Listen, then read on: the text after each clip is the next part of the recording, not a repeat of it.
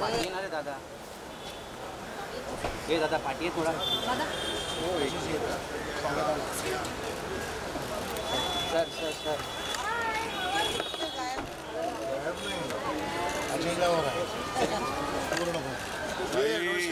Ram Ram. Sir sir sir sir sir मला 10 वाजता. इकडे ताई अशा इकडे इकडे दादा दादा जॅकी दादा इकडे इकडे दादा. हाँ इधर इधर इधर जैकी दादा इधर ऊपर ऊपर ऊपर.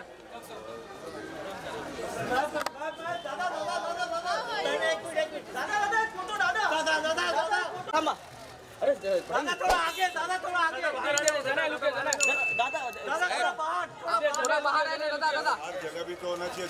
दादा लाइट नहीं मिल रहा है फेस पे. लाइट पुढे आना थोडं पुढे दादा जरा या ना. दादा जरा पुढे थोडं पुढे हात नाही नाही राहू दे ते राहू दे.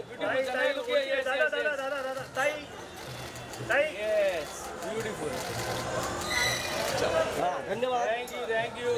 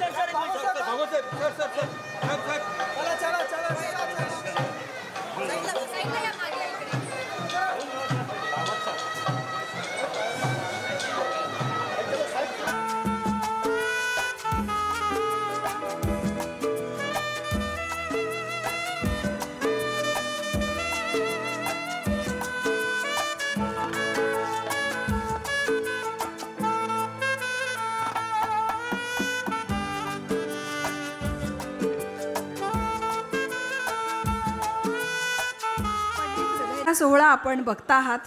आपण कृपया शांतपणे बसावं अशी विनंती.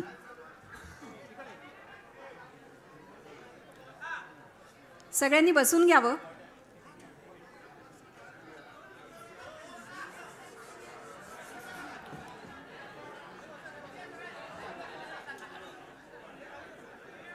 टाळ्यांच्या गजरात स्वागत करूया पंडित हृदयनाथ मंगेशकर यांचं.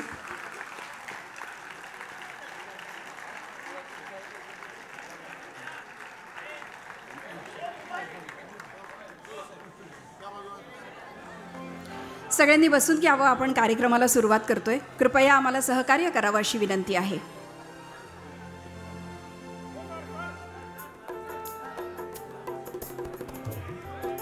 रसिक हो, आज एक अद्भुत असा संयोग जुळून आलेला आहे. योग जुळून आला आहे. आपण सगळे याचे साक्षीदार आहात. अशा व्यक्ती रंगमंचावर आहेत आणि असे रसिक समोर आहेत. असं जेव्हा असतं ना, तेव्हा नाट्यगृहाचं रूपांतर मंदिरामध्ये होतं आणि रंगमंचाचा आपोआपच गाभारा होतो. असा गाभारा आपण बघतो आहोत. सगळ्यांनी बसून घ्यावं. धन्यवाद. आशाताई, आशाताई, मागच्या वर्षी आपला 90वा वाढदिवस झाला. त्या वर्षी आमचा हट्ट होता की 90 मान्यवरांचे लेख असलेला एक ग्रंथ यावा. हा हट्ट आम्ही आपल्या वाढत्या दिवशी म्हणजे 91व्या वर्षी पूर्ण करतोय. पण हे केवळ 90 लेख नाहीत, तर 90 कोटी जनतेच्या मनातल्या या भावना या पुस्तकामध्ये समाविष्ट करण्यात आल्या आहेत. आज आपल्या वडिलांच्या मास्टर नावानं असलेल्या या सभागृहात त्यांच्या आशीर्वादासह माननीय डॉक्टर मोहनजी भागवत यांच्या प्रमुख उपस्थितीत आणि मान्यवरांच्या साक्षीनं हा कार्यक्रम लाईव्ह बघत असलेल्या जगभरातील कोट्यावधी जनतेच्या साक्षीनं हा हट्ट आम्ही पूर्ण करून घेतो आहोत आणि आपण हा पूर्ण करू दिलात त्याबद्दल आपले मनापासून आभार. कार्यक्रमाला पुढे नेऊया आणि मंचावर उपस्थित असलेल्या मान्यवरांचं स्वागत करूया. स्वयंसेवी, निस्वार्थ राष्ट्रभक्ती आणि चरित्र प्रशिक्षण हेच ध्येय समोर ठेवत माणूस घडवत विजनीय सरसंघचालक आदरणीय डॉक्टर मोहनजी भागवत आज विशेषत्वानं या कार्यक्रमाला उपस्थित आहेत. आपल्या सगळ्यांच्या वतीनं त्यांचं स्वागत करण्याची विनंती मी ॲडव्होकेट आशिष शेलार आणि व्हॅल्युएबल ग्रुपचे श्रीयुत अमेय हे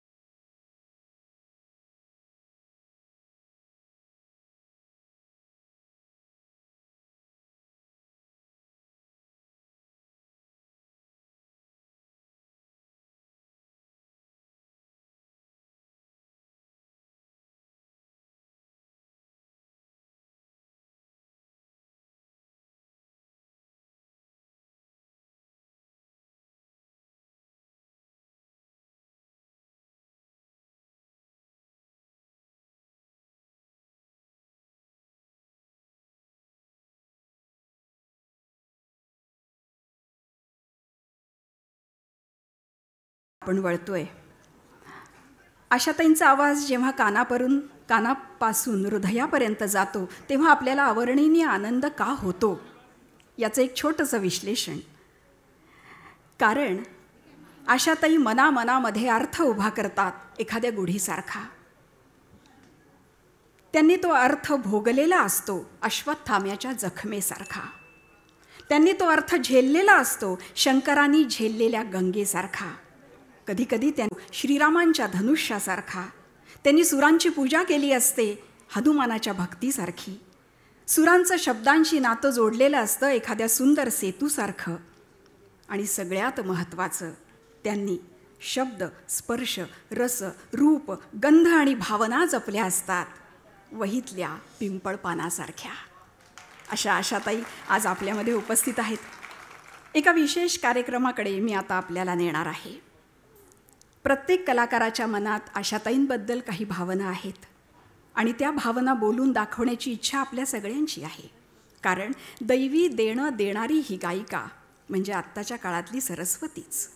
आणि अगदी असं म्हणावंसं वाटतं की सगळ्या सन्मानांच्या पलीकडे जेव्हा रसिकांच्या हृदयावर अधिराज्य करणारी गायिका आपल्या साक्षात समोर असते तेव्हा म्हणावंसं वाटतं, ज्याला देवी सरस्वतीने स्वहस्ताने केले औक्षण, ज्याला देवी सरस्वतीने स्वहस्ताने केले औक्षण, काय तयाला सन्मान दुजे, काय तयाला पद्मविभूषण. आणि नेमकं हे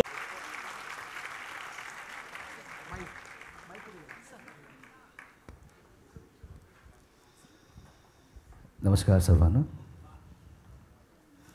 देवी माँ प्रणाम. भागवत जी नमस्ते. शिला से नमस्ते. रिदना जी नमस्ते. हिट भाई आपको भी बहुत नमस्कार. मैं बिल्कुल कुछ नहीं कहना चाहता था पर मुझे अमेय जी ने कहा है कहने के लिए. पर मैं कहने से ज़्यादा करना चाहूँगा क्योंकि आज सीखने के लिए बहुत सारे साधन हैं. आज पूरा सोशल मीडिया से लेकर बड़े बड़े ऐप्स हैं. लेकिन जब सीखने के लिए कुछ था नहीं तो लता जी और आशा जी थी. इन्होंने पूरी दुनिया को गाना सिखाया है. तो आपको ताई मैं कुछ कहना नहीं चाहूँगा, मैं कहना चाहूँगा जो आपसे सीख सके उसके लिए धन्यवाद, जो आपसे सीख रहे हैं उसके लिए धन्यवाद, जो आपसे सुन के जान गए कि ऐसा नहीं सीख पाएंगे उसके लिए भी धन्यवाद।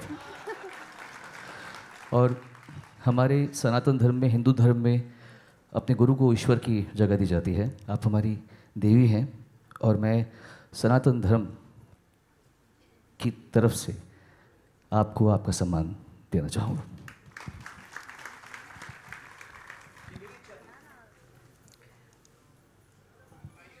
आशाताईंचे पाय गुलाब पाण्याने धुवून सगळ्या कलाकारांच्या वतीनं सोनू निगम त्यांच्या मनामध्ये असलेल्या त्यांच्या भावना व्यक्त करतायत। अतिशय मनाला आनंद देणारा आणि मनाच्या कप्प्यामध्ये कायमस्वरूपी ठेवणारा हा क्षण आपण सगळे बघतो आहोत, आपण साक्षीदार होतो आहोत त्याचे। आशाताईंचे पाय गुलाब पाण्याने धुतल्या जात आहेत।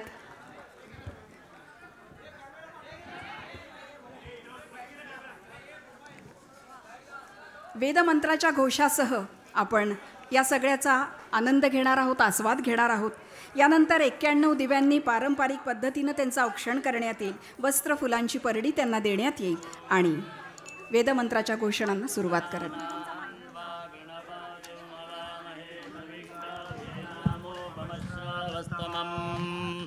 ज्येष्ठराजं ब्रह्मणां ब्रह्मणस्पदानः शृण्वन्नोतिभिः सीदसादनम्। ॐ स्वस्ति नो मिमेदामश्विना भगः स्वस्ति देव्यदेतिरनर्वणाः स्वस्ति पूषा असुरो दधातु नः स्वस्ति द्यावा पृथिवी सुचेतुना स्वस्तये वायमुपब्रवामहे सोमो स्वस्ति भुवनस्य यस्पतिः बृहस्पतिं सर्वगणो स्वस्तये स्वस्तय आदित्यासो भवन्तु नः विश्वे देवानो अद्य स्वस्तये वैश्वानरो वसु रग्ने स्वस्तये देवा अवन्त्वभव स्वस्तये स्वस्ति नो रुद्रपात्वं हसः स्वस्ति मित्रावरुणा स्वस्ति बध्येरेवते स्वस्ति न इन्द्रश्चाग्निश्च स्वस्ति नो अदिते गृधे स्वस्ति बन्धा मनोजरेमसूर्या चन्द्रमसा विवा पुनर्दददाङ्गिरा सङ्गयाञ्च स्वस्त्यात्रेयं मनसा च दाक्षाम् प्रयातपानिः शरणं प्रपद्ये स्वस्ति सम्पादे श्वभायन्नो अस्तु। ॐ स्वस्ति।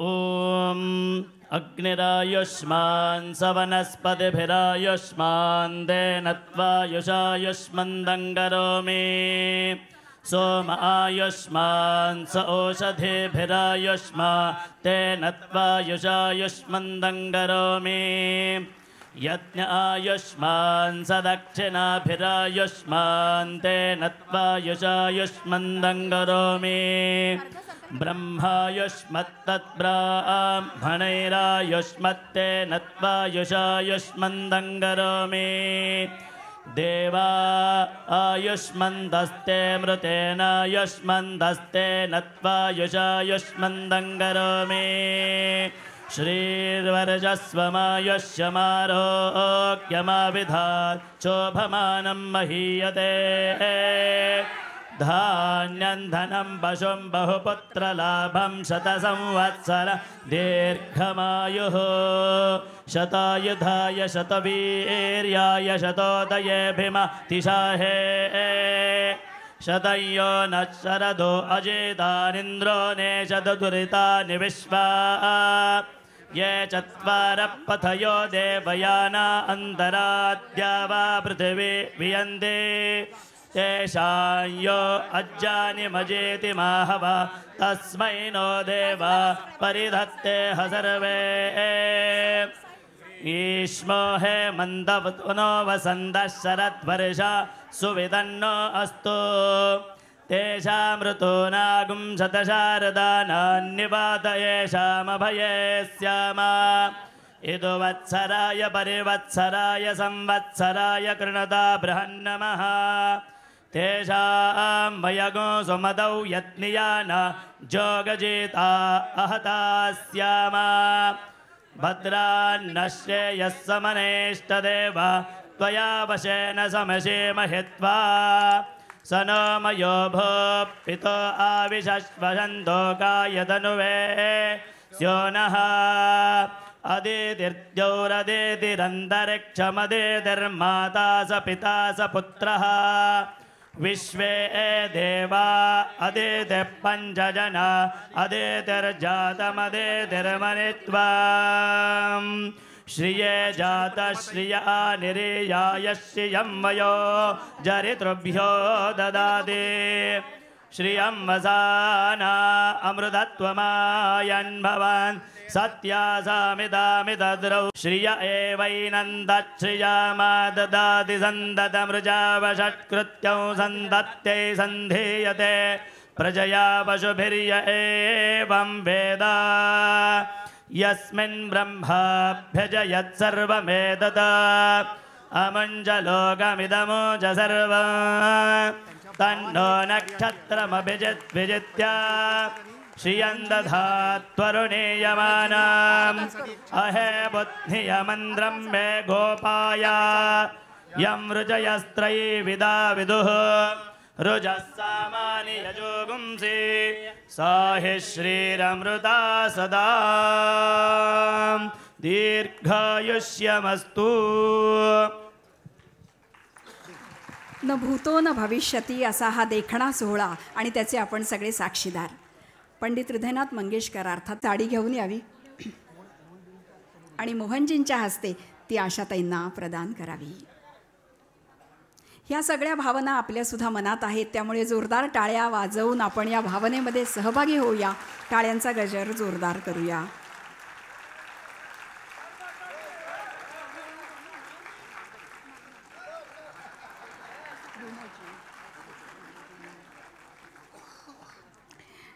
आणखीन एका महत्त्वाच्या सोहळ्याकडे मी आपल्याला नेणार आहे. मान्यवरांना विनंती आपण स्थानापन्न व्हावं. विमोचनाकडे मी आपल्याला नेणार आहे. स्वरस्वामिनी आशा या पुस्तकाचं विमोचन. त्याआधी या पुस्तकामध्ये आशाताईंनी आपल्या सगळ्यांसाठी, म्हणजे ज्या रसिकांनी आशाताईंवर प्रेम केलं त्यांच्यासाठी एक सुंदर पत्र लिहिलं आहे. ते पत्र आशाताईंची भावना म्हणून मी आपल्याला आधी वाचून दाखवते. आशाताई लिहितात, डिंपल प्रकाशनचे अशोक मुळे यांना पण मी मंचावर आमंत्रित करते. अशोकजी मुळे यांनी कृपया मंचावर यावं. डिंपल प्रकाशनचं हे 50वे वर्ष आहे, सुवर्ण महोत्सवी वर्ष आहे. डिंपल प्रकाशनसाठी सुद्धा एकदा टाळ्या. आणि एक महत्त्वाचा सोहळा आपल्या सगळ्यांसाठी. स्वरस्वामिनी आशा या सुरेख ग्रंथाचं प्रकाशन राष्ट्रीय स्वयंसेवक संघाचे परमपूजनीय सरसंघचालक डॉक्टर मोहनजी भागवत यांच्या शुभ हस्ते. उत्कृष्ट छपाई, दुर्मिळ छायाचित्र आणि 90 मान्यवरांचे लेख असा हा सुंदर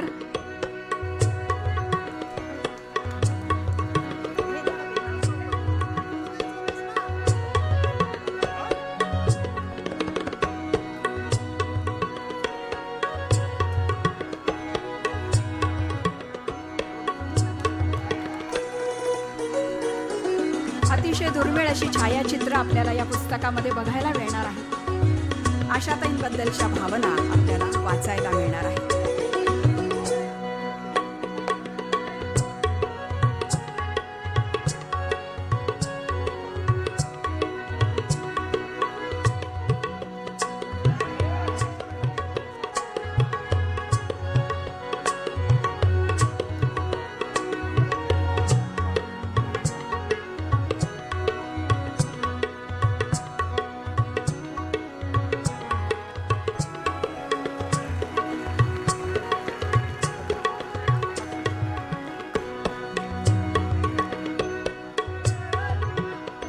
धन्यवाद. मान्यवरांना विनंती आपण स्थानापन्न व्हावं. आणि कार्यक्रमाला पुढे नेत मी या ठिकाणी ॲडव्होकेट आशिष शेलार यांना आमंत्रित करणार आहे. आशाताई आणि ॲडव्होकेट आशिष शेलार यांचं एक वेगळंच नातं आहे. हे पुस्तक जेव्हा करायचं ठरलं तेव्हा जगातील नंबर 1चं पुस्तक झालं पाहिजे असा. खरं तर या सभागृहा एवढं श्रीमंत सभागृह या क्षणी तरी दुसरे कुठलेच जगामध्ये नसेल. कारण विचारांचं वैभव असलेले आमचे परमपूज्य मोहन भागवतजी इथे आहेत आणि स्वरांचं वैभव असलेले आपल्या आशाताई सुद्धा त्यांच्याबरोबर मंचावर या ठिकाणी उपस्थित आहेत. कार्यक्रमही पार्ल्यात होतोय आणि त्यामुळे मंचापासून सभागृहाच्या कानाकोपऱ्यापर्यंतची श्रीमंती अनुभवणारे आपण सगळी लोक इथे आहोत. माझ्यासाठी यशस्वीपणे जगल्या आणि म्हणून या सभागृहातील, या देशातील, या जगातील प्रत्येक बाईला जगलं कसं पाहिजे याचं नेतृत्व देणारी ही महानायिका आहे. आणि म्हणून महागायिका ते महानायिका अशा या प्रवास केलेल्या आमच्या आशाताईंवर लिहिणारे हे स्वरस्वामिनी आशा हे पुस्तक आणि त्याचं प्रकाशन करायला सुद्धा एक असे महनीय विचारवंत परमपूज्य सरसंघचालक मोहन भागवतजी आले आहेत. आणि म्हणून ही वाटचाल आपल्याला सगळ्यांना काही शिकवणारी आहे. त्यातले आपण वाटेकरी होऊया, आनंदाचे क्षण टिपूया, एवढंच पुरेसे. जय हिंद, जय महाराष्ट्र. कॅलिडोग्राफिक्स श्रीनिवास विरकर यांनीही मंचावर यावं. या संपूर्ण पुस्तकामध्ये आशाताईंचा सगळा रेकॉर्ड आमच्यापर्यंत पोहोचवणारे विश्वास नेरुरकर यांनाही मंचावर आमंत्रित करते. त्यांनीही पुस्तकात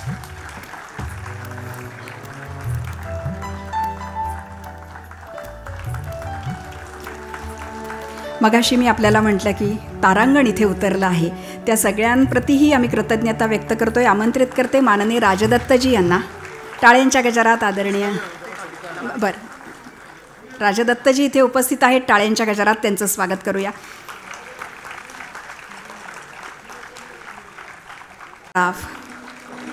यांनाही मंचावर आमंत्रित करते. टाळ्या वाजत राहिल्या पाहिजेत. सगळे मान्यवर आहेत आणि या पुस्तकाच्या निर्मितीमध्ये अमूल्य असं सहकार्य त्यांचं लाभलेलं आहे. श्रीयुत अशोक सराफ आणि श्रीमती निवेदिता सराफ, श्रीमती अनुराधा पौडवाल, अनुराधाताई पौडवाल यांनी मंचावर यावं.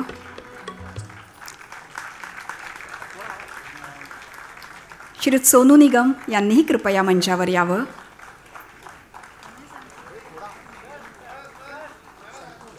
श्रीयुत सोनू निगम,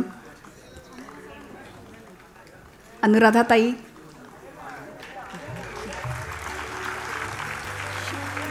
श्रीयुत सोनू निगम. यानंतर आमंत्रित करते श्रीयुत सुदेश भोसले यांना. श्रीयुत सुदेश भोसले.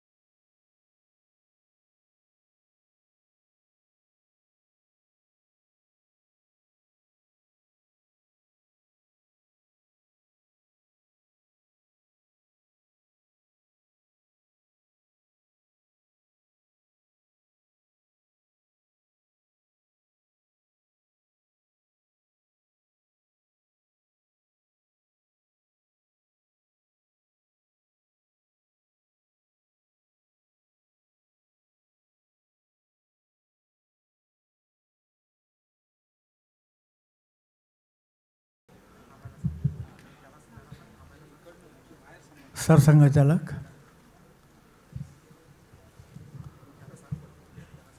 आणि मंचावर बसलेले सर्व मान्यवर, उपस्थित सर्व बंधू भगिनींनो, आज मी जे आपल्यापुढे काही बोलणार आहे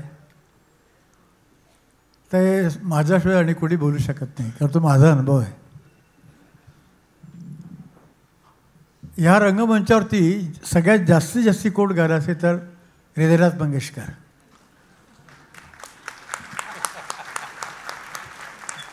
जास्तीत जास्त मी गायलेलो आहे.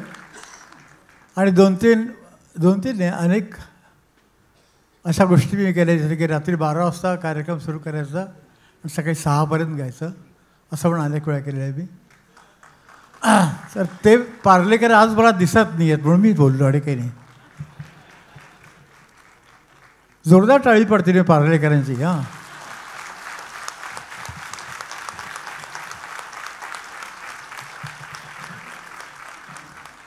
क्षमा करा, इथं काही हिंदी लोक दिसत आहेत मला, पण मला माहिती आहे की हरीजी वगैरे मराठी चांगलं कळतं, तर मी मराठीत बोलतो. आपल्याला एक गंमत सांगतो. 1942 साल आणि रखरखती दुपार. किती रखरखती की मला एकदम बसल्या बसल्या कवी गिरीश यांची ओळ आठवली की दुपाराचे सचित्र ऊन मृगजळासा डांबवी. असं सचित्र ऊन पडलं होतं आणि तापी नदी अतिशय निर्मळ, अतिशय सुंदर. आणि तिथं बिहड म्हणजे नदी ज्याला कापून जाते एका मातीला, त्या तिथं बिहड तयार होतं. आणि एक जुना किल्ला, हे जे थाळनेर गाव आहे हे म्हणे खानदेशची राजधानी आहे, पण सगळ्यात नगण्य गाव मी आयुष्यात बघितलं असं खानदेश थाळनेर. आणि त्या नदीवरनं फक्त 8 वर्षाची किंवा 9 वर्षाची एक मुलगी, म्हणजे आपली आशा भोसले, म्हणजे माझी आशाताई, मला कडेवरती घेऊन, कारण मला चालता येत नव्हतं, एका हातामध्ये धुण्याचा गठ्ठा आणि तो घेऊन दुपारच्या वेळी चालत ती घरी आली. आणि तिने आजीला सांगितलं की काही खायला आहे का. तर आजीने सांगितलं की उठबट तो खाण्याच्या गोष्टी काय करतेस. आशा ते खूप खायची, हे तुम्हाला सांगून ठेवतो. तर आशा ते म्हणाले की अगं मी सकाळी सारवलं, सगळ्यांचे कपडे धुतलेत, अमकं केलं तपं केलं, बाळला दिवसभर कडेवर घेऊन फिरते, बाळ म्हणजे मी, आणि तू मला खायची गोष्ट काय करते. ती बोलली अच्छा भाकरी ठेवलेली आहे आणि तिखट आणि तीळ ठेवलेलं आहे, ते खा.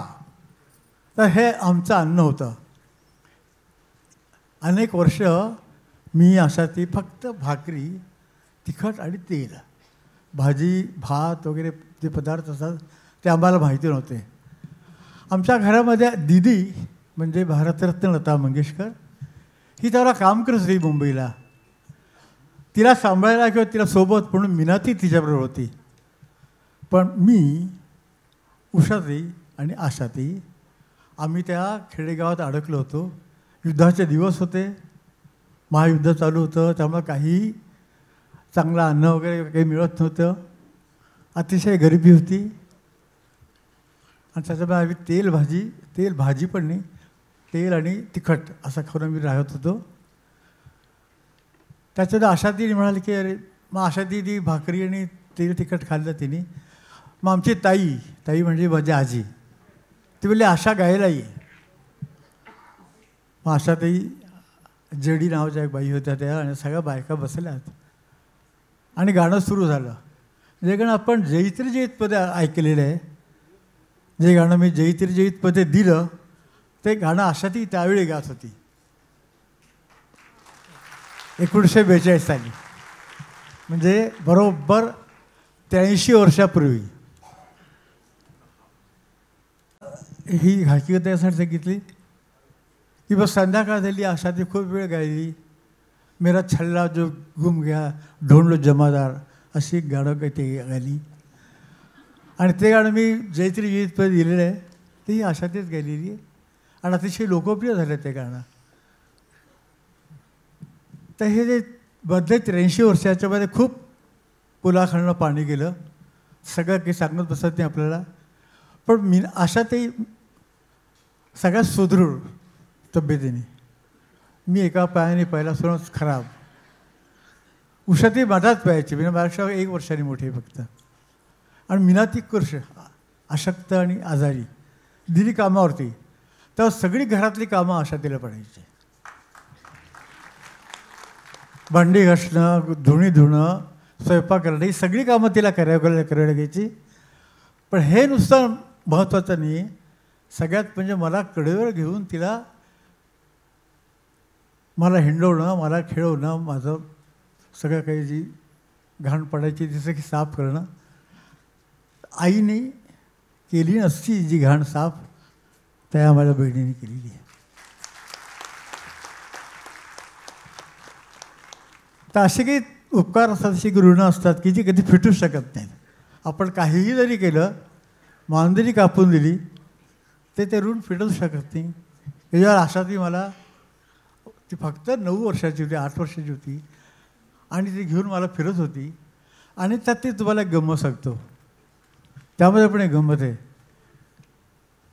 की दीदी म्हणजे लताबाई, मीनाताई दोघी तंबोराकडून बाबांसमोर गायला बसायच्या. बाबा म्हणजे मास्टर दिनानाथ. आणि ते बंदिशी गात आहेत, अनेक शिष्य समोर गात आहेत. आशाताई त्यावेळेला कर्ज काय असायची, खेळत असायची. कुठं खाली खेळत आहे, कुठं बाहेर खेळत आहे. असं बरेच दिवस झालं. तर एक दिवशी आईनी बाबांना चिंतेने विचारलं की मालक, हे सगळी मुलं गात आहेत, ही आशा गात नाही. तर बाबांनी असं उत्तर दिलं, हा आईने मला सांगितलेला किस्सा आहे, मी फार लहान आहे त्यावेळी. बाबांनी असं उत्तर दिलं की हे हबं आहे. हबं म्हणजे म्हैस, म्हणजे ही भोळी आहे. ही भोळी आहे, पण ही जर कोणी अंगावर आलं तर शिंगावर घेणारी आहे. ही बंदिशी पाठ करत नाही आहे, ही गाणं शिकत नाही आहे, पण ही सगळं आतल्यात पाठ करते, मनन करते, चिंतन करते त्याचं. गई करियम नाम कछु नाही, मुरली की टेर सुनी, बोली मत बोला हूँ जो गई. आणि मला असं कळलं की ह्या गाण्यावरती ह्यातला जो रिखब आहे, इथला गाणारे लोक आहेत म्हणून सांगतोय, इथला जो कोमल रिखब आहे तो समेवरती येऊन पडतो. तर हे गाणं अतिशय लोकप्रिय होईल. ह्या चालीवरती आपण शांताभिषेकींकडे शब्द लिहून घेऊया. शांताबाईंना विचारलं तर शांताबाई म्हणाले की आधी कपडे घालायचे मग माप द्यायचं असं मी काम करत नाही. म्हणजे आधी चाल आणि नंतर शब्द असं मी करणार नाही. तर मी म्हटलं असं एक काम स्वातंत्र्यवीर विनायक दामोदर सावरकरांनी केलं होतं. माझ्या वडिलांनी त्यांना एक चाल दिली संन्यास सगळ्या नाटकामध्ये, आणि तेव्हा त्या बोलले मी चालीवर लिहित नसतो. तेव्हा मास्टर दिनानाथ पंडित माझे वडील म्हणाले की तुम्ही हा प्रयोग कराच. आणि त्यांनी जे गाणं लिहिलं ते गाणं आपल्या सर्वांना माहिती आहे की शतजन्म शोधिताना शत आरती व्यर्थ झाल्या, शतसूर्य मालिकांच्या दीपावली झाल्या. हे अतिशय उत्कृष्ट, अतिशय गाजलेली आणि शब्दातीत किंवा कारातीत जी कविता आहे ती स्वातंत्र्यवीरांनी चालीवरती लिहिली. म्हणजे शांताबाई ते जर लिहू शकतात तर तुम्ही का नाही लिहू शकत. पटलं त्यांना. मग त्याने गाणं लिहिलं की जीव लगा राहिले रे दूर घर माझे. जोरदार टाईप आहे. हां,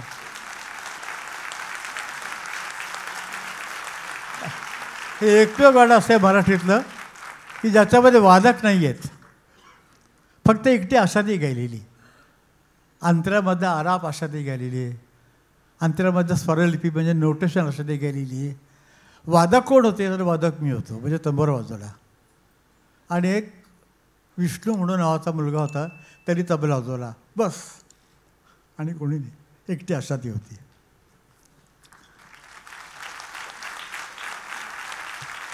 हां, होईल नक्की. धन्यवाद. आजच्या कार्यक्रमाचा परमोठ हरीश भीमानीजी यांनी सुद्धा मंचावर यावं. हरीशजी भीमानी, जोरदार टाळ्या हरीशजींसाठी आपण वाजवल्या पाहिजेत.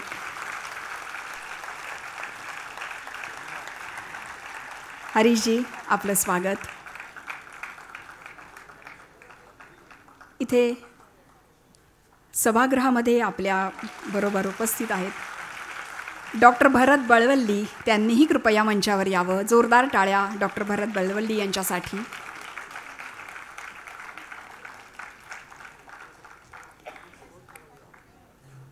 श्रीयुत भरत बळवल्ली.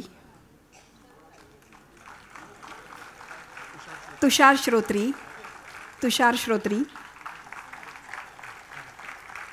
आणि मनीषा नितसुरे.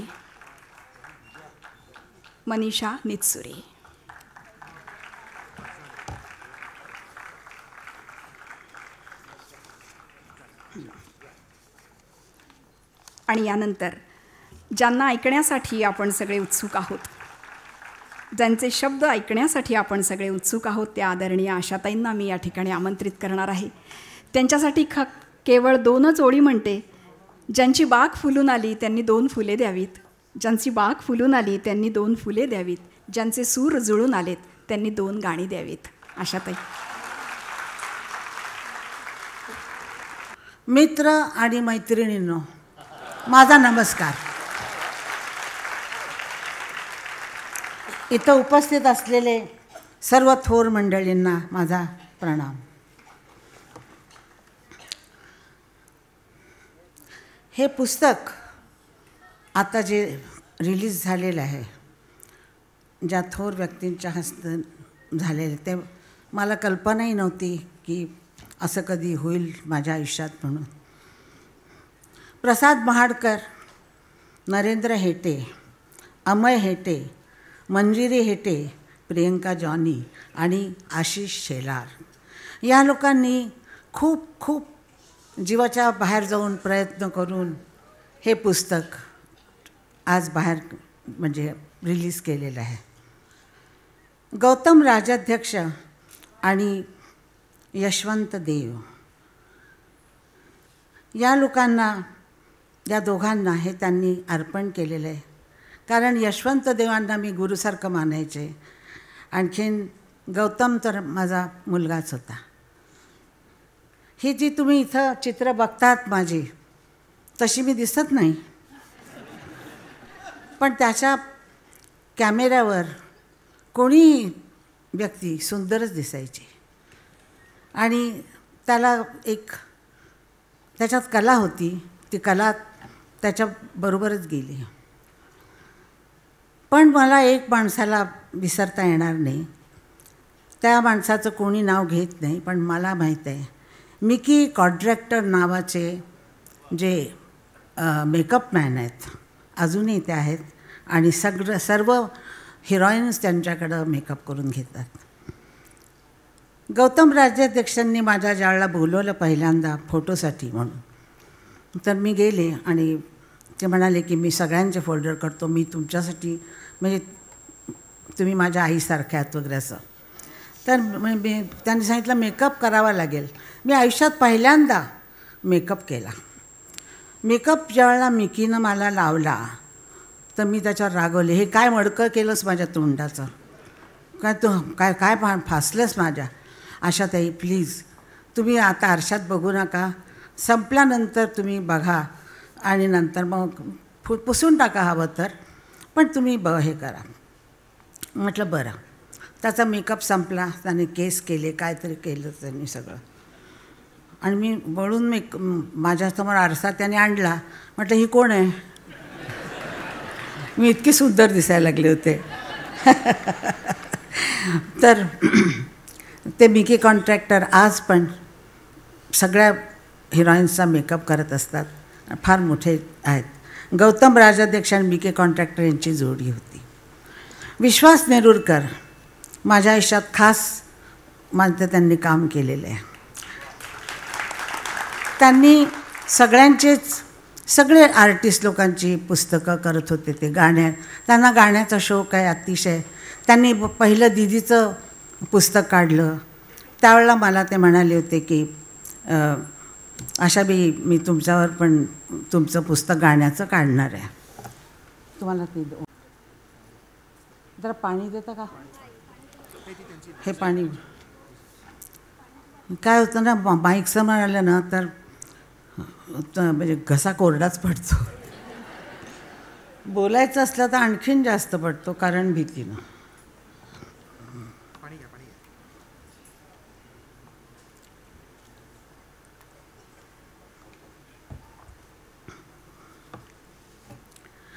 तर त्यांनी माझं पुस्तक काढायचं ठरवलं आणि दीदीचं पुस्तक कंप्लीट केल्यानंतर माझं पुस्तक आणि बरेच लोकांची त्यांनी म्युझिक डायरेक्टर वगैरे सगळ्यांची केलेली आहेत पुस्तक.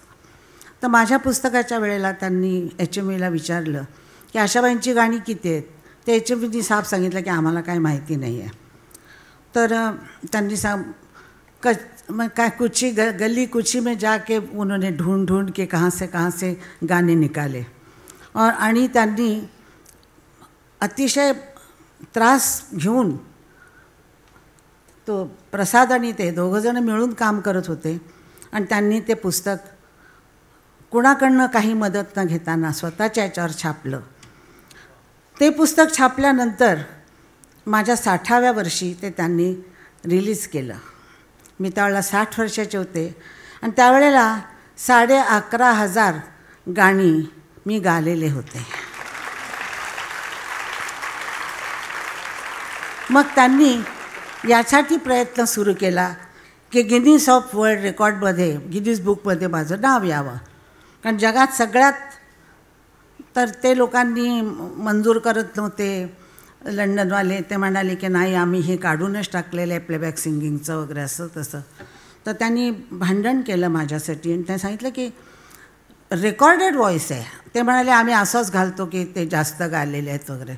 नाही, रेकॉर्डेड व्हॉईस आहे. तर गिनीज ऑफ वर्ल्ड रेकॉर्डमध्ये माझं नाव आलं आणि त्याचं मला ते सर्टिफिकेट दिलं त्या लोकांनी. जगात सर्वात रेकॉर्ड माझा व्हॉईस आहे असं ते म्हणतात. तुमच्याकडं माझा आवाज, कुणाचाही आवाज कसा पोचला असता जर रेकॉर्डिस्ट नसते. प्रमोद घैसास, मिनू कात्रक, विजय दयाल, भन्साली असे खूप खूप लोक होऊन गेले आणि अजून आहेत काही लोक. ते 2 ट्रॅकवर आमचा आवाज घेत होते. आता 100 ट्रॅक झालेले आहेत या सगळ्या तुमच्या नवीन उपक्रमामुळं. त्यावेळेला 2 ट्रॅकवर किंवा 4 ट्रॅकवर आवाज असायचा. आणि एका ट्रॅकवर मी जे पहिलं गाणं गाले, मी त्यांचे आभार मानते. रायटर्स, म्युझिक डायरेक्टर्स, सारे साथ काम करणारे माझे टेक्निशियन्स, मी त्यांचा मनापासून आभार मानते आणि अतिशय त्यांना जे आहेत त्यांना आशीर्वाद देते आणि जे नाहीत त्यांना प्रणाम करते, अगदी प्रेमाचा प्रणाम करते. या वयात मी बोलले नाही तर परत कधी बोलणार आहे, तर त्यावेळी तुम्ही माझा सहनशक्ती तुमची वाढवा. मैं यहाँ तक कैसे पहुँची हूँ. काय होतं ना की हिंदी मराठीमध्ये माझा असा घोटाळा होतो की मराठी बोलताना हिंदी माणसांचं नाव आलं की हिंदीमध्ये सुरू करते मी, असं मला न कळत होतं. मी लिहिताना असंच करते. मैं यहाँ तक कैसे पहुँची.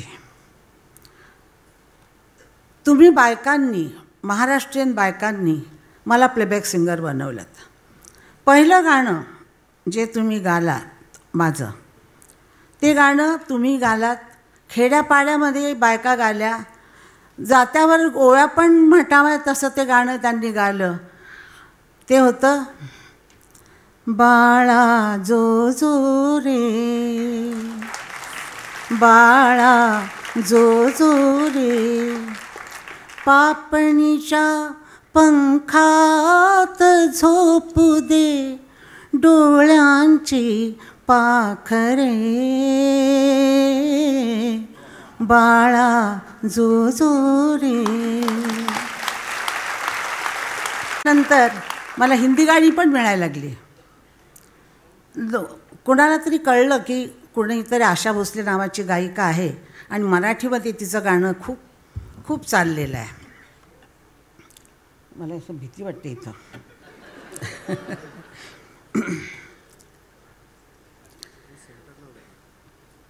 खूप म्युझिक डायरेक्टरांच्याकडे मी गाले, पण काही म्युझिक डायरेक्टर माझ्या गाण्यावर असे प्रयोग करत होते, माझ्या आवाजावर प्रयोग करत होते. त्याच्यामध्ये मी गायिका बनत होते. मी काही गायिका नव्हते, नवीन मुलगी होते. मी गायिका बनत होते. त्यांचे माझ्यावर जे माझ्या मनावर जे आवाजावर जे परिणाम होत होते त्याच्यामध्ये आहेत पहिल्यांदा सुधीर फडके. सुधीर फडकेंच्याकडं गायला मला अतिशय म्हणजे सुरुवातीला खूप त्रास झाला. त्यांचं गाणंच असं होतं. आता साधं गायचं म्हटलं की का रे दुरावा का रे अबोला अपराध माझा असा काय झाला. नाही, ह्या टाळ्या साध्या गाण्याला आहेत, जसं सगळे गातात तसं. पण फडके साहेब कसे गात होते. का रे दुरावा का रे अबोला अपराध माझा असा काय झाला. का रे दुरावा. हे जे संस्कार, आणि मी जरा नक्कल करायची त्यांची नक्कल त्यांच्याकडे बघत बसायचे, ते कसे ताना म्हणतायत वगैरे कसं करतायत तसे. आणि त्याच्यामध्ये मी शिकत होते आणि मी आत्तापर्यंत पण शिकते आहे. नेहमी मी काय म्हणतात त्याला, शिक्षण घेणाऱ्याला काय म्हणतात, हां, तशी मी अजूनपर्यंत आहे. मी अजूनही शिकते. आले की सगळा घोटाळाच असतो. आता हा बरा जर जवळ आहे ना.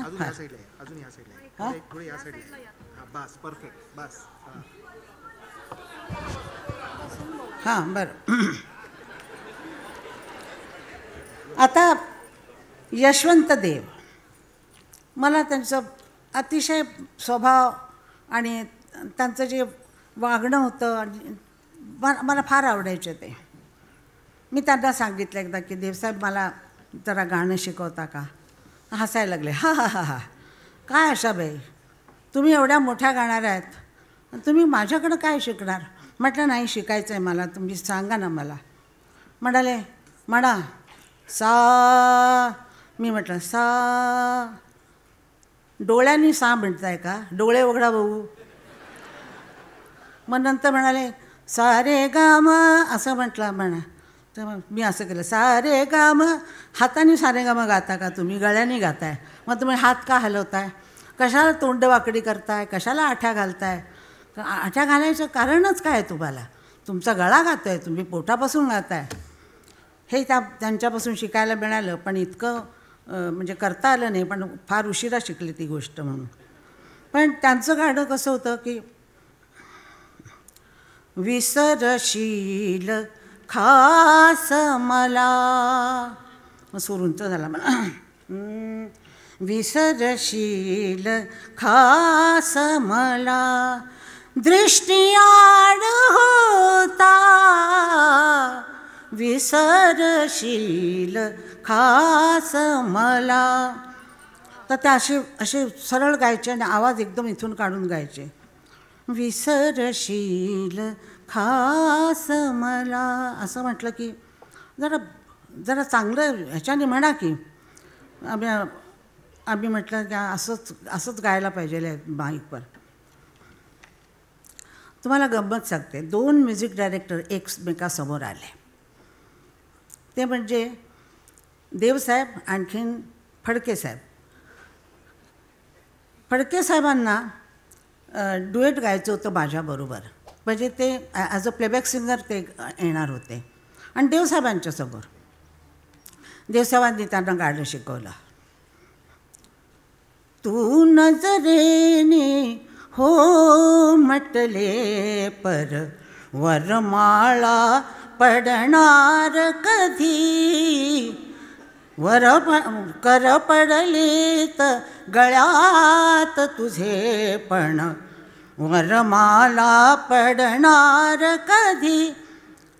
फडके साहेबांनी त्यांच्याकडे बघितलं, माझ्याकडे बघितलं होता आणि ते म्हणाले की तू नजरेने हो म्हटले पण वरमाला पडणार कधी, कर पडलेत गळ्यात तुझे पण वरमाला पडणार कधी. देवसाहेब म्हणाले हे असं नाही गायचं, माझ्यासारखं गा बघूया. म्हणाले फडकेसाहेब म्हणाले देवसाहेब सहन करून घ्या या गाण्यामध्ये असं. अशी मजा. माझं भाग्य फार थोर, माझं नशीब खूप चांगलं. मी स्वातंत्र्यवीर सावरकरांना भेटले होते. ते आमच्या वडिलांचे मित्र होते. आम्ही लहान होतो त्यावेळेला सांगलीला आमच्या घरासमोर त्यांनी चटाया घातल्या आणि पत्रावळ्या ठेवल्या. जवळजवळ 100 लोक, शेड्यूल जातीचे सगळे लोक आलेले होते, सगळे लोक. आणि त्याच्यामध्ये बसून माझ्या वडिलांनी आणि सावरकरांनी जेवण जेवले. माझी आई माझ्या वडिलांशी 3 दिवस बोलली नव्हती, कारण ती पुष्कळ ब्राह्मणासारखी होती. आणि त्यानंतर बऱ्याच दिवसानंतर मला ते भेटले आणि मी भेटत राहिले त्यांना. आई माझी डबा घेऊन जायची त्यांच्याकडं जेवण द्यायला. त्यांना ते जेवण मागायचे की माझ्या आईचं नाव शेवंती, माई म्हणायचे. आणि दादरला त्यांच्या घरी आम्ही यायचो. एकदा ते मला म्हणाले काय ग आशा, तू दीनानाथसारखी गातेस का? म्हटलं हो गाते की म्हटलं आणि धोंडा मारून घेतला आपल्या पायावर. आता त्यांच्यासारखं गायचं म्हणजे काय.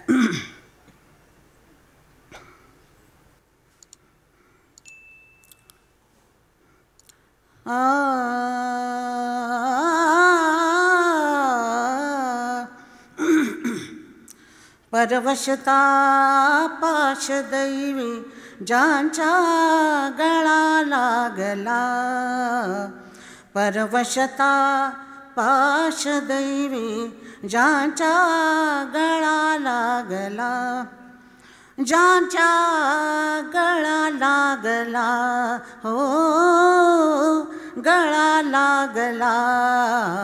परवशता पाश दैवी ज्यांच्या गळा लागला. असुनी खास मालक घरचा, असुनी खास मालक घरचा, असुनी खास मालक घरचा.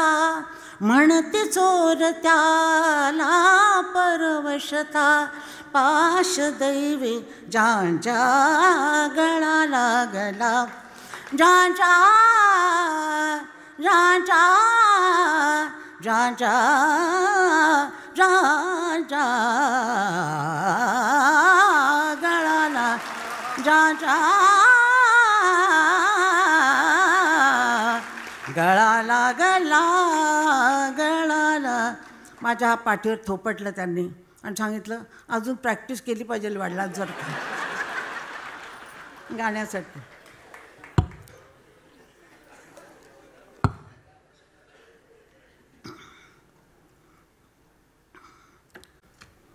हृदयाविषयी बोलायचं राहूनच गेलं.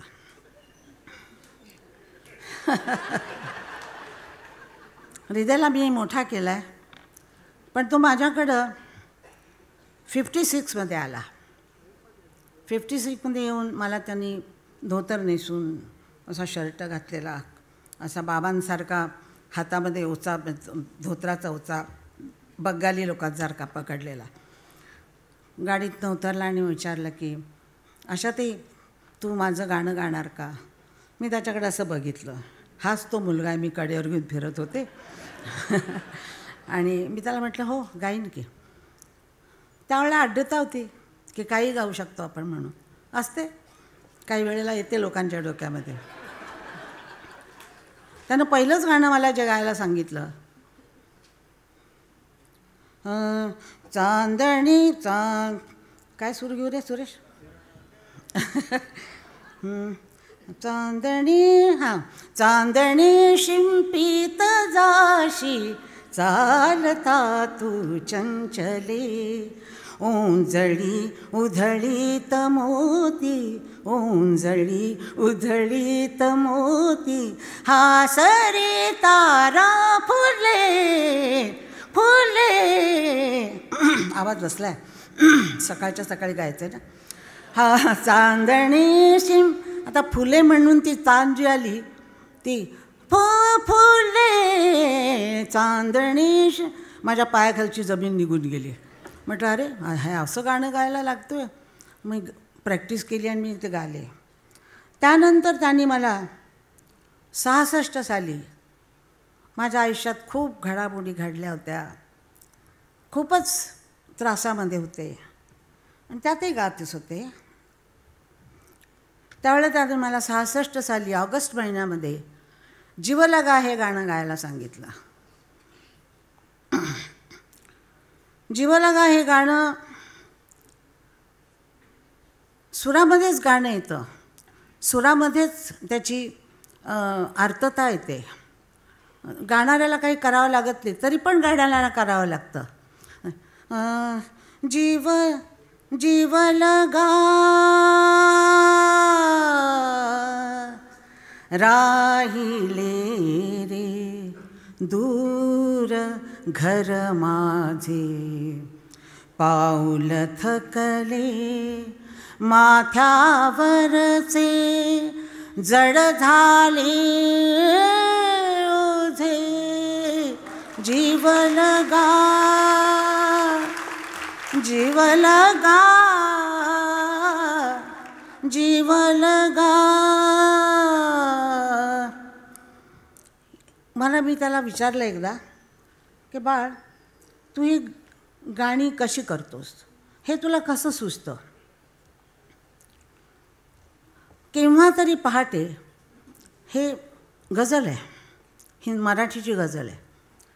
ती त्यानं गझल इतकी सुंदर केलेली आहे की मला नेहमी प्रश्न पडतो की हे म्युझिक डायरेक्टरना सुचतं कसं, आपल्याला का सुचत नाही?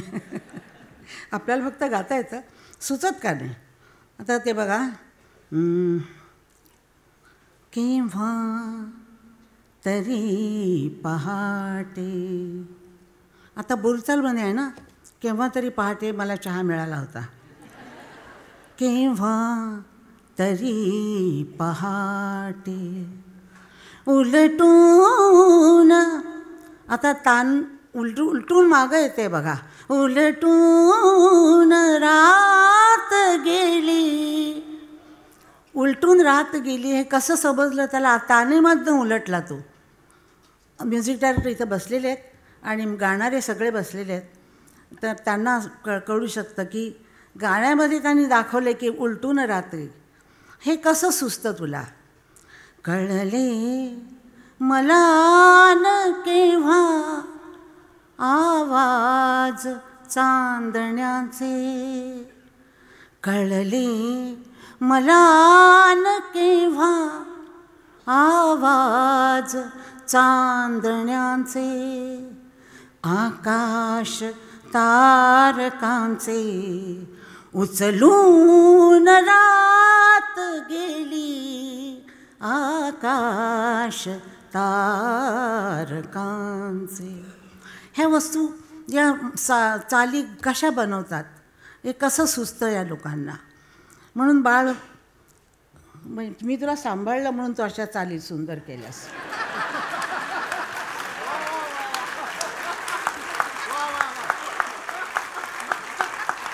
आता हेच गाणं बघा. आता असं गाणं झालं अशी त्याची पुष्कळ गाणी आहेत अशी. म्हणजे मी म्हणत राहिले तर साहेबांना फार उशीर होईल. तर चांदण्यात फिरताना, चांदण्यात फिरताना माझा धरलास हात थरथरतो ना बाईचा. चांदण्यात हात कोणी धरला तर काय होईल? चांदण्यात फिरताना माझा धरलास हात, सखया रे आवरही सावरही चांदरात, चांदरात, चांदरात, चांदरात. हे गाणं इतकं मोठ्या कॉर्ड्सवर आहे, इंग्लिश कॉर्डवर गाणं हे आहे. आणि हे त्यांनी कसं बनवलं हे मला माहिती नाही आहे. प्रत्येक माणसाला काहीतरी इन्स्पिरेशन असावं लागतं. ते इन्स्पिरेशन संपलं की गाणं संपतं. म्हणजे सगळी प्रत्येक माणसाची एक आग असते, एक मशाल जळत असते आर्टिस्टच्या हृदयामध्ये. आणि ती हृदयातली मशाल विझली नाही पाहिजे. कुणीतरी म्हटलेलं आहे, कवीने सांगितलं होतं मला कुठल्या तरी, मला आता आठवत नाही, की मनातल्या कळीला उमलू देऊ नका, मनातल्या कळीला उमलू देऊ नका, कारण ती उमलली तर कोमजून जाईल. आयुष्यामध्ये तुम्ही तुमच्या मनाच्या कळीला तरुण ठेवा, तरुण ठेवा. म्हातारं झालं असं म्हणूच नका. म्हातारं झालं असं म्हटलं की कळी कोमजली, फूल कोमजलं. ते आपण देवळात जातो, देवळासाठी तिथं काहीतरी घेतो, फुलं घेतो, काहीतरी घेत असतो आणि देवळात जातो. देवळात जायच्या आधी आपण म्हणतो माझ्या मुलाला नोकरी लागू दे, माझ्या मुलीचं काहीतरी होऊन दे, माझ्या मुलाला मूल होऊन दे, आणि मला पैसा मिळू दे, हा पैसा कमी आहे, करोडो रुपये आणि करोडो मिळू देत, असं आपण देवाला सांगायला जातो. पण आत गेल्यानंतर, मूर्तीकडे बघितल्यानंतर आपण शांत चित्त होतो की आपल्याला कळत नाही आपण काय मागायला आलो होतो म्हणून. आपण गंभीरपणानं त्या मूर्तीकडे बघत राहतो, आपल्या डोळ्यातून पाणी येतं, मग आपण बाहेर येतो आणि नंतर म्हणतो की अरे आपण जे मागायचं होतं ते मागितलंच नाही देवाकडं. अशी माझी आज स्थिती झालेली आहे की ज्या मूर्तीला बघायचं होतं, ज्याच्याकडं खूप मागायचं होतं, बोलायचं होतं, त्याच्यासमोर आल्यानंतर मी भागवतांशी बोलूच शकले नाही, मी बोलूच शकले नाही. आणि ज्यांच्या आयुष्याच्या मशाली जन्मभर पेटवून ठेवलेल्या आहेत त्या लोकांशी मी काय बोलणार? माझी फक्त आवाजाची मशालच मी जाळत ठेवलेली आहे, पण त्यांच्या आयुष्याच्या मशाली त्या जाळत आहेत. आणि सगळ्यांना उत्साहित करतात ते की तुम्ही असं करा. मला आवडणारी माणसं,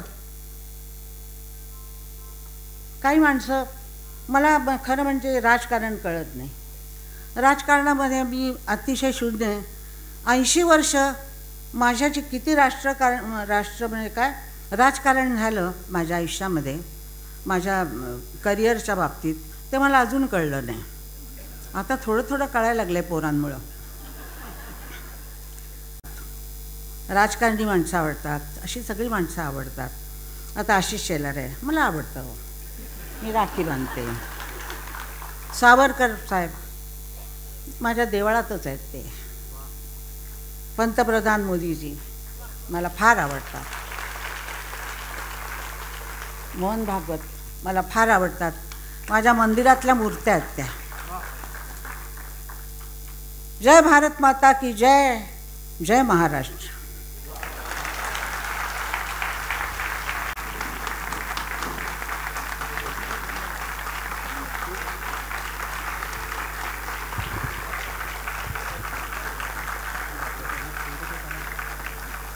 आशाताई, तुम्हाला निरोगी दीर्घायुष्य लाभावं, तुम्ही आमच्यासाठी असंच गात राहावं आणि आम्ही ऐकत राहावं. खूप खूप धन्यवाद आणि मनापासून आभार. आणि यानंतर ज्यांना ऐकण्यासाठी आपण सगळे उत्सुक आहोत त्या परमपूजनीय सरसंघचालक आदरणीय डॉक्टर मोहनजी भागवत यांना मी इथे आमंत्रित करणार आहे. आणि त्यांच्यासाठी अगदी एवढंच म्हणणार आहे, आभाळा एवढी ज्यांची उंची त्यांनी थोडे खाली यावे. आभाळा एवढी ज्यांची उंची त्यांनी थोडे खाली यावे. त्यांना थोडे हॅलो हॅलो हॅलो सॉरी माझ्यासाठी आजारी असतानाही सुरेश वाडकर इथं आले आणि साठे आले. ज्यांना पद्मभूषण मिळावं, पद्मविभूषण मिळावं ते अशोक सराफ माझ्यासाठी इथं आले. पोडवाल, मिसेस पोडवाल आल्या. सगळे गाणारे आले आणि सगळे मला प्रेम करणारे आले. पुण्यातून आले, मुंबईतून आले, पार्लेकर तर आहेतच. आणि मी त्यांना सगळ्यांना ओळखू शकले नाही इतक्या लांबून. आणि माझा आता दृष्टी म्हणजे काय, म्हणजे हे असं असतं की दिसलं नाही तर वयाकडे टाकलं म्हणजे बरं असतं. म्हणजे माझ्यासाठी पूनम आलेली आहे आणि आमचे संबंधी आलेले आहेत. माझ्या नातवाचे सासरे आहेत ते आलेले आहेत. नमस्कार. नमस्कार. हां, तुम्हाला बघितलं नाही, सगळ्यांची नावं घेतली नाहीत कारण मी इतके घाबरले होते, मग थरथर कापत होते मी. हां, आदरणीय मोहनजी भागवत यांना विनंती.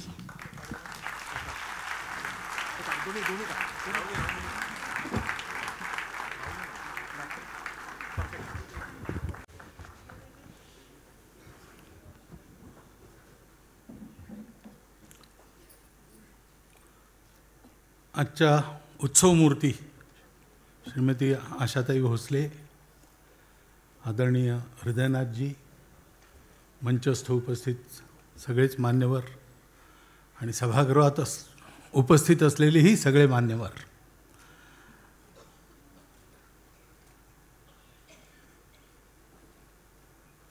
या कार्यक्रमात यायचं तर मी मागेच कबूल केलं जेव्हा माझ्याकडे निमंत्रण आलं. कारण मंगेशकर परिवाराविषयी माझ्या मनात एक आदराची भावना पहिलेपासून आहे. त्यांची भेट होण्यापूर्वीपासून आहे. हो, हां, सगळे आदिनाथपासून सगळे.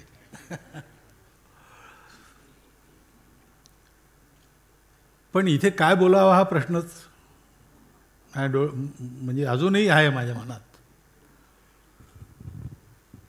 कारण संगीत हा विषय काही माझा अभ्यासाचा विषय नाही आहे, प्रावीण्याचा तर मुळीच नाही आहे. संघात आम्ही गाणी गातो, पण ती गाणी गातो असंच असतं.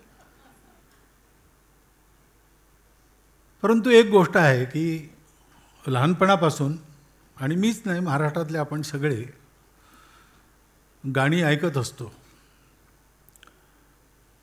आणि थोडेफार सगळ्यांचेच कान तयार होतात. त्याच्यामुळे ताण नाही घेता आली तरी कानामध्ये एक ते सारखं संगीत गुंजत असल्यामुळे आवडीनिवडी बरोबर नेमक्या बनायला लागतात. आणि असे जे संगीताचे संस्कार झाले त्यात संगीताबरोबर भक्तीचा, देशभक्तीचाही संस्कार देणारं हे मंगेशकरांचं संगीत आहे, सगळ्यांचंच.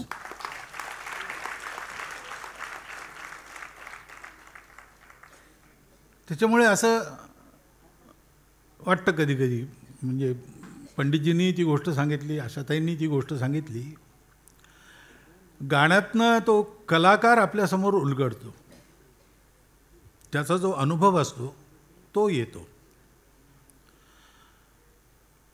आणि तो त्याचा जसा अनुभव असेल तसा येईल. पण जाणून बुजून असेल किंवा नकळत असेल ते माहीत नाही, ते त्यांनाच माहिती आहे. लोकांसमोर आपलं गाणं जातं, आपला स्वतःचा अनुभव घेऊन जातं, त्याचा परिणाम त्यांच्या मनावर होतो. आणि त्याच्यामुळे ते लोकांसमोर कशा स्वरूपात जावं, म्हणजे तो परिणाम हा त्यांच्या मनुष्यत्वाला, त्यांच्या राष्ट्रीयत्वाला, त्यांच्या व्यक्तित्वाला अनुकूल असा असेल असं संगीत हे आशाताईंनी, दीदींनी हे आपल्याला दिलेलं आहे, हृदयनाथांनी दिलेलं आहे. ही सगळीच गाणी तिकडून जी आलेली आहेत त्याच्या बाबतीत मला एक हे जाणवतं, गायकाची प्रत्येकाची शैली वेगवेगळी असते, गायकाचा मनोधर्म असतो तसं गाण्याचं प्रगटीकरण होतं. परंतु त्या संगीताचं शेवटी प्रयोजन काय, केवळ मनोरंजन नाही आहे. स्वांत सुखाय बहुजन हिताय असं ते गाणं असतं. तर त्याचा परिणाम होतो आणि तो परिणाम चांगला व्हायला पाहिजे, हिताच्या दृष्टीने हितकारी असायला पाहिजे. याचं भान ज्यांच्या संगीतातून येतं तीही संगीतकार मंडळी आहेत, गायक मंडळी आहेत. बाबूजींचंही असंच मी म्हणतो.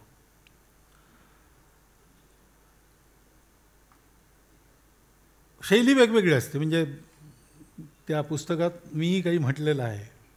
म्हणजे खूप माझा अधिकार नाही असं बोलायचा, पण मला खूपच खोदून खोदून विचारलं तेव्हा मी मनातली गोष्ट सांगितली त्यांना की प्रवृत्ती आणि निवृत्ती दोन वाटा असतात. धर्माचे दोन मार्ग आहेत. धर्म म्हणजे पूजाबिजा नाही, धर्म म्हणजे समाजाला जोडून ठेवणारा, चांगला ठेवणारा, उन्नत करणारा जे अनुशासन असतं त्याला धर्म म्हणतात.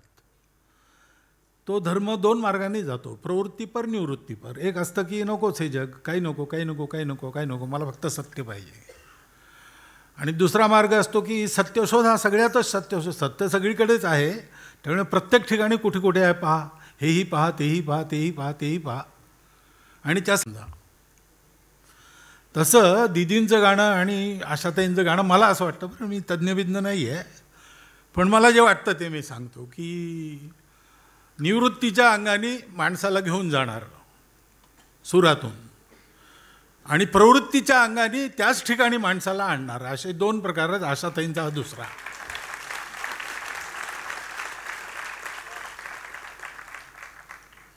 आणि त्याच्यामुळे ही सगळी गाणी ऐकून संस्कार घेतले, नुसतं मनोरंजन नाही घेतलं, नुसते सूर कानात येत असं नाही आहे. तर नकळत त्यातून जी येते एक वृत्ती, ती आपल्या स्वभावाचं अंग बनते.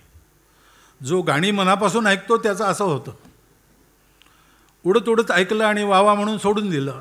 असे पुष्कळ लोक गाणी ऐकतात, पण ते काही खरं ऐकणं नव्हे. ऐकणं, दाद देणं ह्याच्या पलीकडे जाऊन ते ऐकणं, मनात उतरणं, असे पुष्कळ रसिक असतात. तर गाण्यांनी सुद्धा जीवन घडतं. असं जीवन घडवणारं गाणं हे मिळालेलं आहे. म्हणजे मी जे म्हणालो की भेटण्यापूर्वीपासून मला तो आदर वाटतो. तो आदर कशामुळे? याच्यामुळे वाटतो. स्वतःचा अनुभव येतोच, पण सावरकरांनी एखादी कविता केली, ती म्हणताना त्यांचा मनोधर्म आपल्यापर्यंत पोचवायचा हे आव्हान असतं. परवशता पाशादेवी आत्ता गाऊन दाखवलं, ती भावना पोचवायची. हे सुद्धा ज्यांना करता येतं ते खरोखर संगीताचे जादूगार आहेत. आणि जादू त्यात काही नाही, संगीत हे तर आपण नाद ब्रह्म असं त्याला म्हणतो. त्याच्यामुळे त्याच्यामध्ये सगळे सृष्टीची सगळी एलिमेंट्स त्याच्यात आहेत.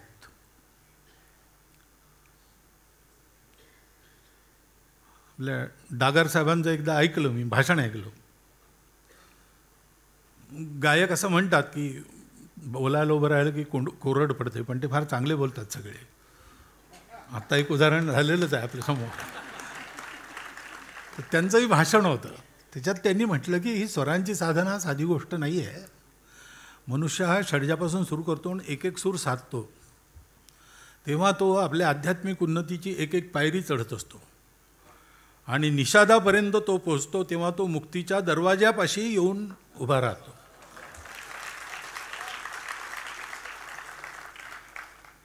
आता हे सगळे साधना करणारे तपस्वी लोक, त्यांचा हा अनुभव आहे तो येतो.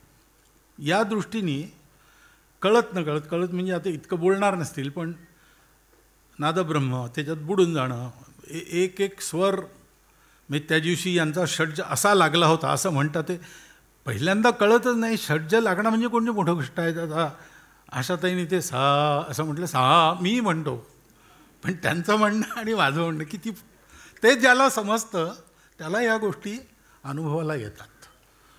आणि असा पुष्कळांना अनुभव, मी हे फक्त मलाच कळतं असं नाही, खूप लोक असे आहेत. त्यांना जर विचारलं तर त्यांच्या तोंडून हे गाण्याचं असं ॲप्रिसिएशन हे कळतं. आणि ते त्यांच्या तोंडून न ऐकतासुद्धा आपल्या अनुभवाची गोष्ट ही कळते. असं गाणं सतत आशाताईंनी आपल्याला दिलेलं आहे, हृदयनाथाच्या संगीतातून आपल्याला मिळालेलं आहे. आणि त्याच्यामुळे आपलं जीवनसुद्धा समृद्ध झालेलं आहे. त्याची आपल्याला जाणीव आहे की नाही माहीत नाही, पण कळत न कळत या सगळ्या गोष्टी आपल्या जीवनक्रमातून सतत सकारात्मक राहून पुढे वाटचाल करण्याकरता आधारभूत अशा होत असतात. म्हणून संगीताची परंपरा महत्त्वाची असते. ती आपल्या देशातली परंपरा, तिचे काही विशेष गुण आहेत, ते आपल्याला साथ करतात.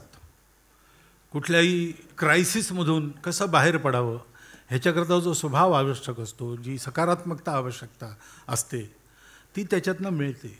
अशा त्याची पुष्कळ गोष्टी आहेत महत्त्वाच्या. तर या सगळ्या गोष्टींमधून आणि असं संगीत आपल्याला मिळालेलं आहे आणि ते मिळत राहावं अशी स्वाभाविक सगळ्यांची इच्छा आहे.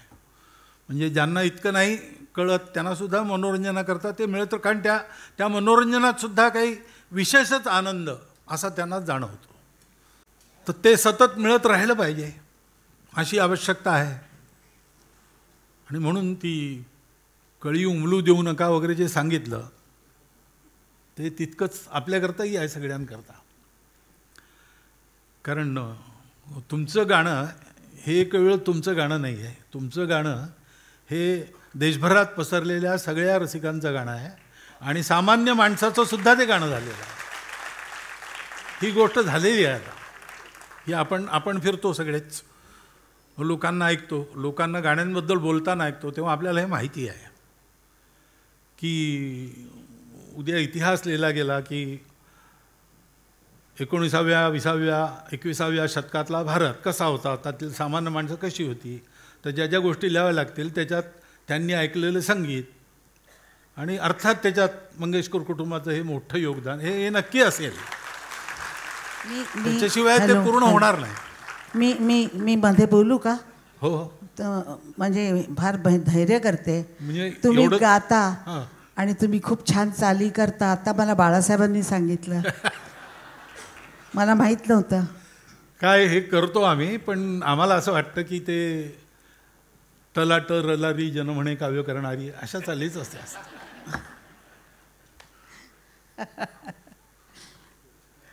तुमची ती तपस्या आहे, जो अभ्यास आहे आणि त्यातनं जे सामर्थ्य आहे त्याच्याशी काही त्याची आम्ही तुलना करत नाही. ती त्यात ते धाडस आम्ही कधीच करणार नाही, कारण किती पुढे जायचं एवढा ईशकृपेने व्यवहार तेवढा कळतो आम्हाला.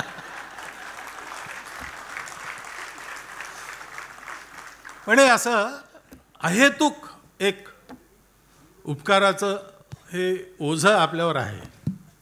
मी अहेतुकच आहे, स्वांत सुखाय झालं, पण ते बहुजन हिताय झालं. आणि त्याला कारण त्यांनाही मिळालेले संस्कार आहेत, ही परंपरा आहे. तर त्या उपकाराच्या पोटी आपण सगळी ही शुभेच्छा बाळगून आहोतच आणि ती व्यक्तही करतो की हे गाणं आम्हाला सतत ऐकायला मिळालं पाहिजे आणि त्याच्याकरता तुम्ही सतत असलं पाहिजे आणि गात असलं पाहिजे. कोणत्याही कारणाने ते गाणं बंद पडू नये, कारण ते आहे ना अभिषेकींचं जीवन गाणं. हां, व्यथा असो आनंद असू दे, प्रकाश किंवा तिमिर असू दे, वाट दिसो अथवा न दिसू दे, ते गाणं हे सगळ्यांची साथ करतं. असं गाणं दिल्याबद्दल कृतज्ञता म्हणून किती वेळा धन्यवाद म्हणावे आणि कसे म्हणावेत हे फार कठीण आहे. कदाचित आपल्या ज्या संचालिका आहेत त्या उत्तम संचालन करतात, त्या मांडू शकतील कसं करायचं ते. परंतु भाव पोचला आहे असं मला वाटतं आणि त्याच्यामुळे इथेच थांबतो. अनेक शुभकामना आणि पुढेही असंच हे गाणं चालू राहावं अशी एक अपेक्षा, 2 गोष्टी व्यक्त करतो आणि थांबतो. धन्यवाद.